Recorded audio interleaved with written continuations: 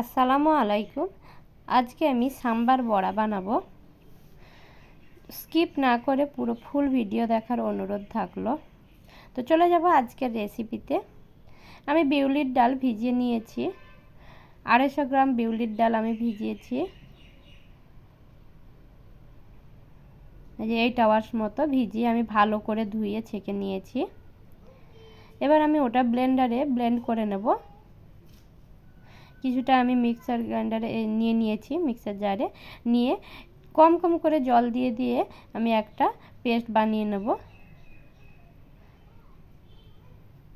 এই যে এই রকম হয়েছে, নিয়ে একটা ব্যাটার বানিয়ে নিয়েছি।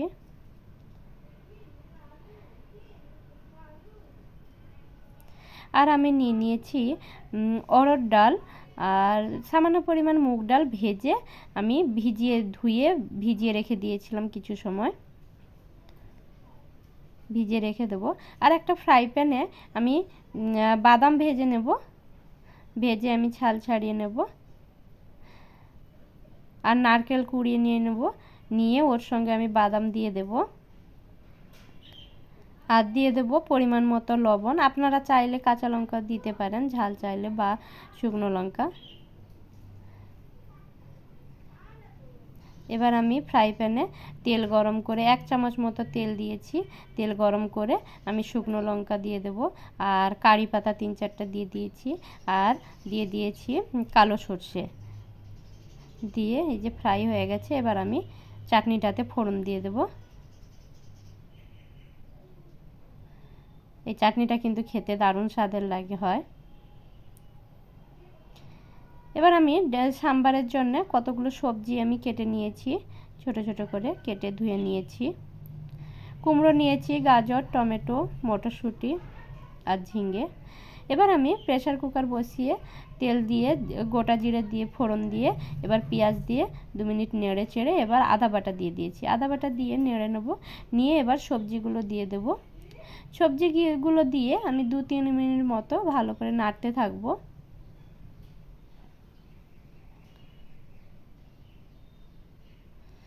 পরিমাণ মতো লবণ দিয়ে দেবো, আর দিয়ে দিলাম হলুদ গুঁড়ো।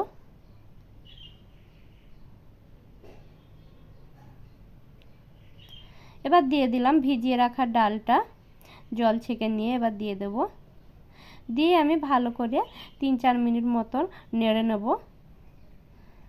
আর কাঁচা লঙ্কা দিয়ে দিলাম কয়েকটা, আপনারা যে যেমন ঝাল খান তেমন দেবেন। এবার দিয়ে দেবো যে বাটিটাতে আমি ডাল ভিজিয়ে রেখেছিলাম ওইটার 2 বাটি পরিমাণ জল দিয়ে দিয়েছি।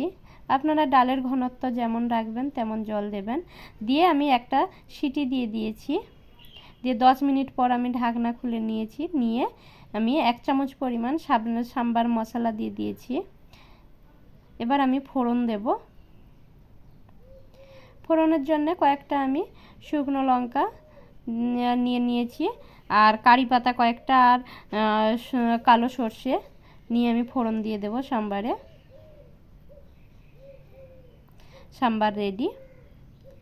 এবার বড়া বানানোর জন্য আমি যে ডালের ব্যাটারটা বানিয়ে রেখেছিলাম, এবার ওই ডালের ব্যাটার নিয়ে নিয়েছি। আর কিছুটা পরিমাণ আমি কাঁচা লঙ্কা আর আদা বাটা দিয়ে দিয়েছি, আর দিয়ে দিয়েছি সামান্য পরিমাণ লবণ, দিয়ে ভালো করে ফেটিয়ে নেব।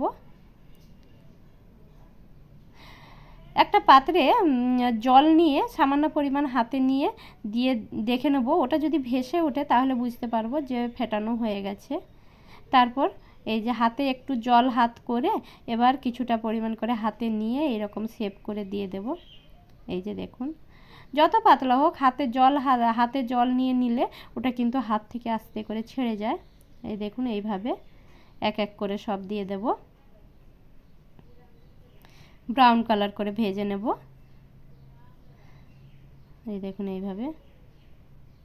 আমার রেসিপি আপনাদের ভালো লেগে থাকলে আপনারা সাবস্ক্রাইব করে পাশে থেকে যাবেন, লাইক, কমেন্ট, শেয়ার অবশ্যই করবেন।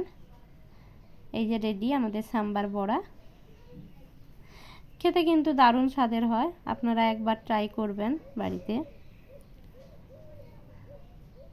আপনারা ভালো থাকুন, সুস্থ থাকুন, দেখা হবে আবার পরের ভিডিওতে।